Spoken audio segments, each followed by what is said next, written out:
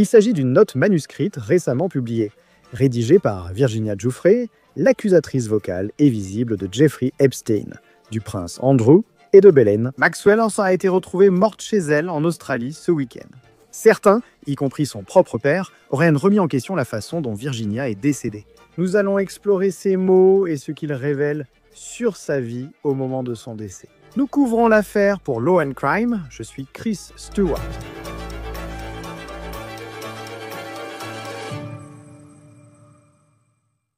Nous venons de recevoir de nouvelles informations sur Virginia Giuffre. Quelques jours après sa mort à son domicile en Australie, sa sœur a publié sur Facebook une photo d'une page du journal intime de Virginia. Et nous allons voir dans un instant pourquoi c'est important. Cette publication arrive alors que de nombreuses personnes commencent à accepter la réalité que Giuffre est décédée. Quelques semaines après la révélation de son conflit de garde avec son mari séparé et son implication dans un mystérieux accident de bus l'ayant conduite à l'hôpital. Le 25 avril, Giuffre a été retrouvée morte à son domicile près de Perth, en Australie. Giuffre, américaine, a déménagé en Australie en 2020 avec son mari et leurs 3 adolescents. Giuffre et son mari étant en conflit de garde lors de sa mort. Certaines personnes proches de Virginia Giuffre ont soulevé des questions sur la façon dont elle est morte.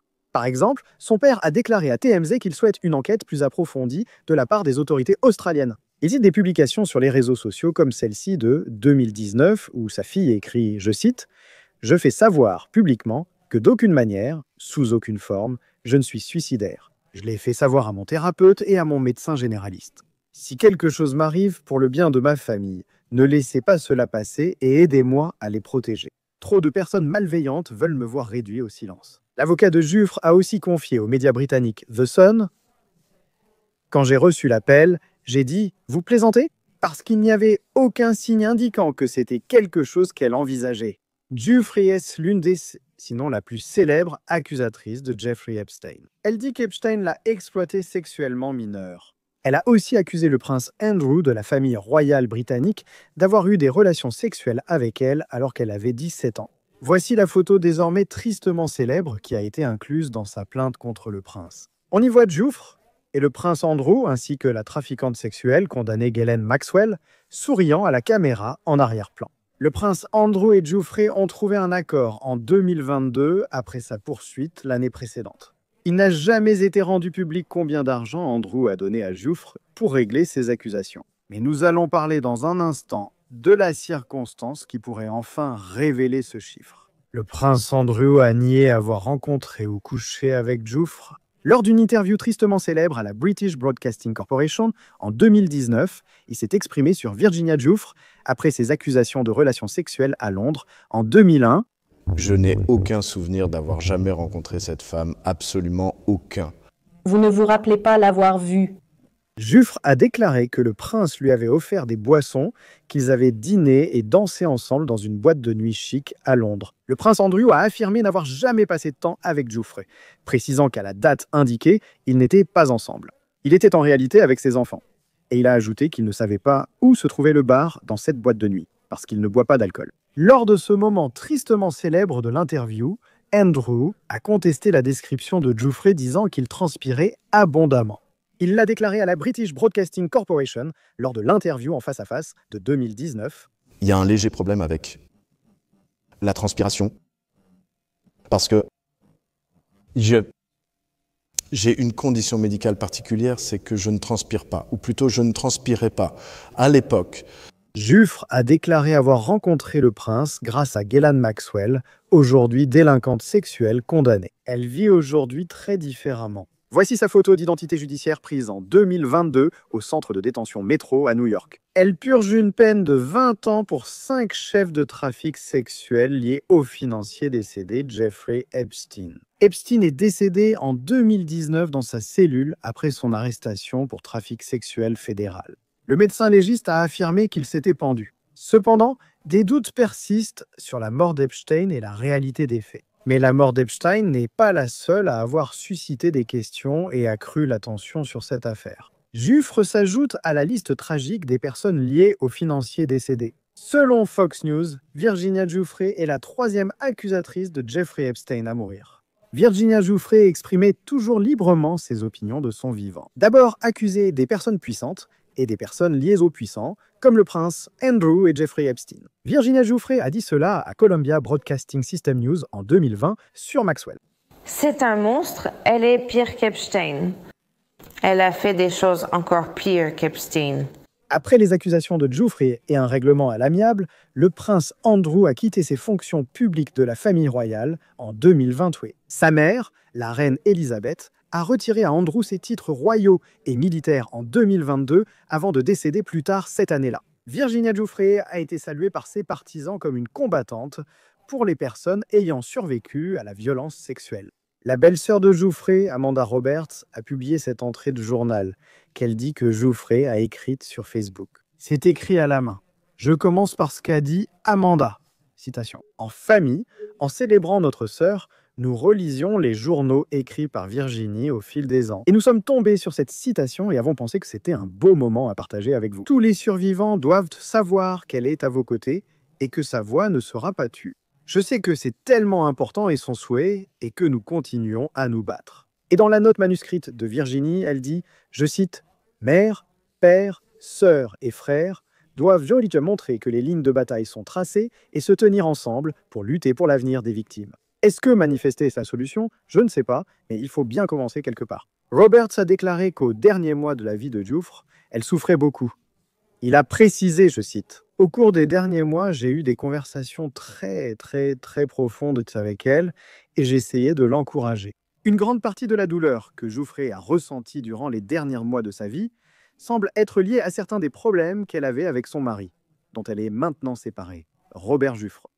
Nous avons commencé à avoir un meilleur aperçu des difficultés que Virginia Giuffre rencontrait en vivant en Australie. Le 30 mars, elle a publié cette image avec la légende annonçant qu'il ne lui restait que 4 jours à vivre. Nous avons dû flouter certaines des images sur cette photo en raison des politiques de YouTube. Sur cette photo, on voit les ecchymoses sur son visage et sa poitrine, et elle est assise sur ce qui semble être un lit d'hôpital. La légende fait 174 mots, et elle a remis son histoire sur le devant de la scène. Elle disait pas, je cite, « Cette année a été le pire début d'année, mais je n'ennuierai personne avec les détails. » Il est important de noter qu'un chauffeur de bus scolaire fonçait sur nous à 110 km/h alors que nous ralentissions pour tourner. Peu importe de quoi était faite votre voiture, elle pourrait tout aussi bien être une boîte de conserve.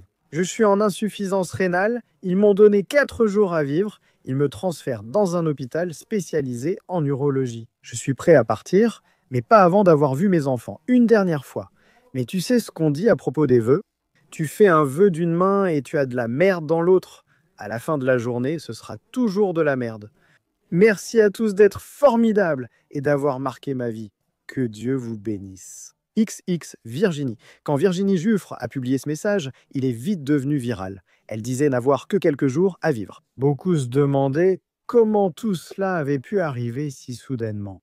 Son porte-parole a publié une déclaration peu après, apportant quelques précisions. Cette déclaration disait, citation, « Virginia remercie tout le monde pour l'élan d'amour et de soutien. Elle est submergée de gratitude. » Aujourd'hui, elle est toujours dans un état grave sous soins médicaux. Le 24 mars, en Australie occidentale rurale, un bus scolaire a percuté la voiture où elle se trouvait. La police a été appelée, mais a déclaré qu'il n'y avait personne de disponible pour se rendre sur les lieux. Ils ont demandé s'il y avait des blessés et conseillé d'aller à l'hôpital si besoin. Giuffre précise dans sa déclaration qu'elle n'avait pas prévu de publier cette légende et qu'elle n'avait que 4 jours d'exposition publique. Elle était en fait destinée à un groupe Facebook privé. La police australienne a indiqué aux médias qu'aucun blessé n'a été signalé et que la voiture avait environ 2000 $ de dégâts. Le chauffeur de bus avait signalé l'incident le lendemain.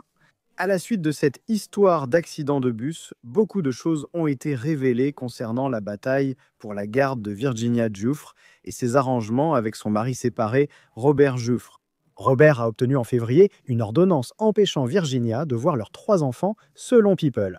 Robert a accusé Virginia d'avoir enfreint l'ordonnance et Virginia a accusé Robert de violence physique. Sky News au Royaume-Uni indique que le couple s'est séparé en 2023. L'avocat de Robert n'a fait aucun commentaire pour People. Quant à l'homme que Virginia Giuffre a accusé d'inconduite sexuelle, le prince Andrew, il n'a pas encore commenté sa mort. Selon Great Britain News, la mort de Giuffre continue néanmoins d'avoir un impact sur la réputation de la famille royale. Charlotte Griffiths, commentatrice royale, dit qu'Andrew est vu comme un problème insoluble et ajoute que le prince William, héritier de Charles, ne sera jamais vu près de son oncle. Great Britain News rapporte qu'après la mort de Jouffre, une réunion d'urgence a eu lieu entre le roi Charles et le prince William. Comme mentionné, on ignore combien le prince Andrew a versé à Jouffre lors du règlement à l'amiable d'octobre 2022. Le média britannique The Sun écrit qu'il pourrait y avoir une bataille judiciaire entre le mari séparé de Virginia, Robert, et sa famille. Aux États-Unis, pour savoir qui recevrait les millions de dollars potentiels restants du règlement avec le prince Andrew, non seulement cela pourrait entraîner une longue procédure judiciaire, mais cela pourrait aussi nous permettre d'apprendre enfin combien le prince Andrew a réellement versé à Virginia Giuffre pour éviter un procès. À noter. Concernant l'argent après un décès, Virginia et Robert étaient séparés. Ils n'étaient pas divorcés. Comme nous l'avons dit, il a fallu beaucoup de courage à Virginia Giuffre pour se manifester et accuser les personnes qu'elle a accusées des membres de l'élite la plus puissante du monde. Et il y a un exemple que nous avons suivi qui montre pourquoi il peut être si difficile pour les victimes d'abus sexuels de se manifester. Et ce sont les mots sur les réseaux sociaux venant de l'une des anciennes petites amies du prince Andrew. Elle s'appelle Victoria, Hervé mannequin et mondaine. Et quand on regarde son Instagram, on peut voir qu'elle a une liste de stories qui attaquent Giuffre. Depuis l'accident de bus en mars, l'un d'eux témoigne. La douleur de ses mensonges détruit des vies et des familles, tout ça uniquement pour de l'argent. Elle a beaucoup à répondre. J'appelle ça le jugement divin de Dieu. Les gens disent souvent que le karma finit toujours par rattraper. Je cite, « Selon Ghislaine Maxwell, Virginia est une rêveuse ». Ce message montre clairement son soutien à Maxwell, condamné pour infraction sexuelle et purgeant 20 ans de prison aux États-Unis. Voici encore une photo montrant Maxwell à l'arrière-plan de la célèbre image de Giuffre et du prince Andrew. Mais même après la mort de Giuffre, Hervé continue de publier comme elle l'a fait ici, avec ce titre d'un média australien qui écrit simplement « Karma ». La famille de Giuffre a publié une déclaration officielle après sa mort, affirmant que Virginia s'était suicidée. Mais il n'est toujours pas clair, et il le sera peut-être toujours, si sa mort était un acte intentionnel. À la suite de la mort de Giuffre, j'ai parlé avec l'avocat en procès civil David Ring. Il a passé des années à suivre cette affaire et tout ce qui concerne Jeffrey Epstein, comme beaucoup d'entre nous, mais aussi en défendant des personnes victimes d'agressions sexuelles. Je lui ai demandé quel rôle Virginia Giuffre a eu pour aider d'autres survivants de traumatismes sexuels et pourquoi l'affaire Jeffrey Epstein attire encore autant d'attention après sa mort. Elle n'était pas seulement une voix, elle était une pièce maîtresse dans certaines des affaires qui ont été portées devant la justice. Pour ceux qui ne s'en souviennent peut-être pas, vous vous rappelez évidemment de l'affaire Jeffrey Epstein, de la façon dont il était mort. Ghislaine Maxwell est maintenant en prison. Du point de vue des preuves, dans les affaires contre eux et dans l'affaire qui était en cours contre Jeffrey Epstein, à quel point son témoignage était-il important? Au-delà du simple fait d'être ce visage public que les gens voyaient, mais aussi dans la salle d'audience. Son témoignage était remarquable. C'était essentiel pour l'affaire. Je veux dire, il n'y avait que quelques victimes qui ont pu témoigner et se manifester pour raconter leur histoire de traite sexuelle. Je parle de Jeffrey Epstein et dans le deuxième cas par Ghislaine Maxwell. Donc, le témoignage de Virginia a été crucial dans les deux affaires, enquête et affaires. Et évidemment, c'était le point central des accusations portées contre le prince Andrew. Et donc, elle était extrêmement importante d'un point de vue probatoire pour ces enquêtes et ces affaires.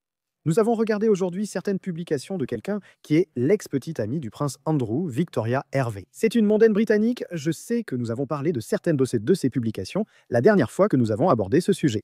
Elle attaquait simplement le récit de Virginia Giuffre et parlait en termes élogieux de Ghislaine Maxwell, qui est en prison pour des accusations de trafic sexuel. Une condamnation pour cela ? Comment une telle attaque publique venant d'une mondaine est-elle perçue? Quel effet cela a-t-il sur une victime? C'est un cas unique pour Virginia Giuffre. Je suis certain que dans votre domaine, vous avez vu des cas où des personnes accusent quelqu'un d'inventer une histoire ou de mentir contre une personne plus puissante. Absolument. Je veux dire, cela arrive dans chaque affaire parce que vous aurez toujours des gens qui soutiennent l'auteur, traitant la victime de menteuse et d'imposteur. Et donc, lorsque Virginie s'est manifestée et a porté ses accusations contre le prince Andrew, tout le monde connaissait l'identité de Virginie. Vous pouvez imaginer ce qu'elle a dû voir sur les réseaux sociaux et sur Internet de la part de ses partisans. Ils se sont vraiment acharnés sur elle et l'ont accusée de toutes sortes de choses désagréables, de mentir, d'inventer des histoires et tout ça. Et vous pouvez imaginer l'impact que cela peut avoir sur une personne de voir ce genre de choses. Juste des insultes verbales méchantes, jour après jour. Et comme tu l'as mentionné, Chris, ça n'a pas cessé. Même maintenant, une ex-petite amie du prince Andrew, pour une raison étrange, trouve important de continuer à dire du mal de Virginia. Et elle dit des choses incroyablement méchantes et scandaleuses à son sujet, même après sa mort, en parlant de karma et d'autres choses comme ça sur ses publications sur les réseaux sociaux. C'est absolument étrange, mais vraiment, vraiment triste. On voit combien cela pèse sur une victime. C'est injuste, et cela les rend d'autant plus courageux d'oser parler et de persévérer face à ce genre d'épreuves. Virginie avait une situation familiale difficile. Sa famille a d'abord annoncé son suicide dans un communiqué. Son père déclare à TMZ. Attendez, il peut y avoir des questions. Nous en avons discuté avec l'avocat. Elle était apparemment en plein divorce.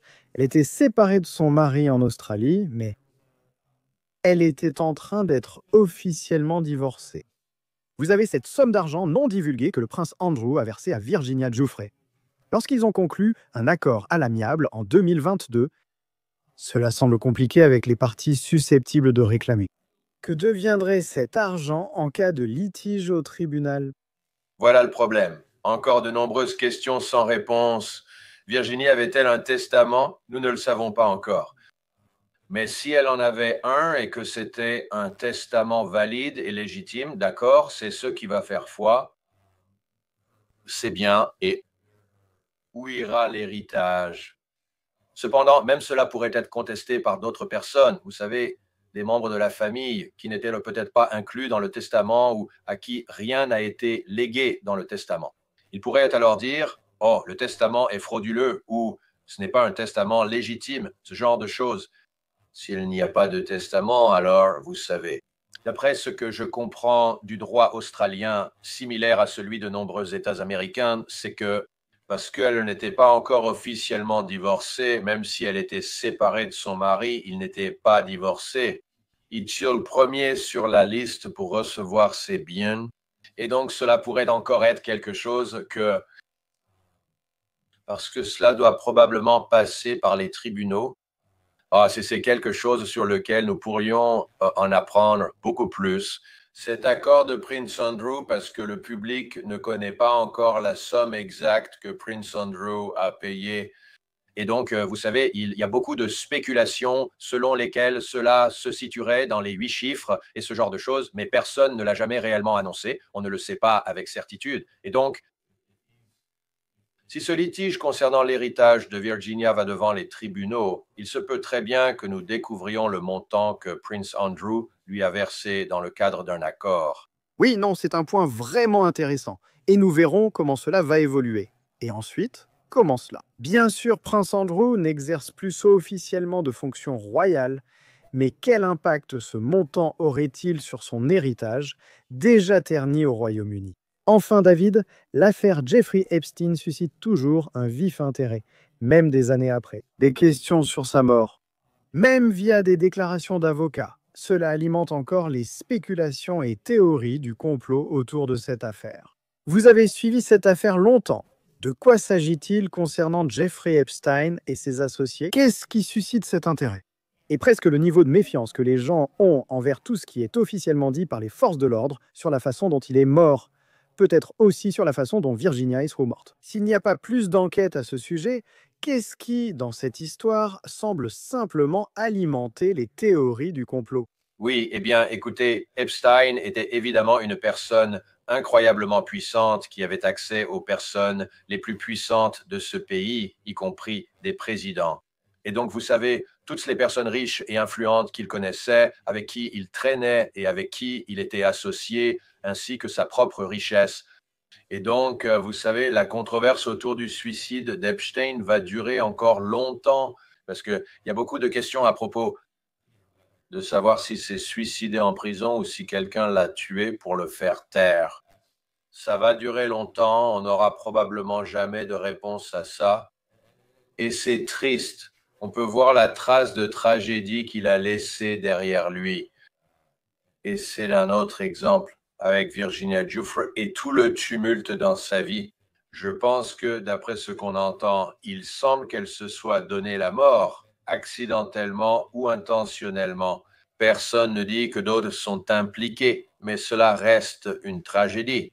Et cela montre que, vous savez, ces victimes d'abus, même en vieillissant, continuent de vivre ce traumatisme. Elles rencontrent encore de nombreux problèmes. Et ce n'est pas parce qu'elles reçoivent un dédommagement, une compensation financière, que cela règle tous leurs problèmes qu'elles peuvent avoir dans la vie, d'une manière ou d'une autre. Non, c'est très bien dit.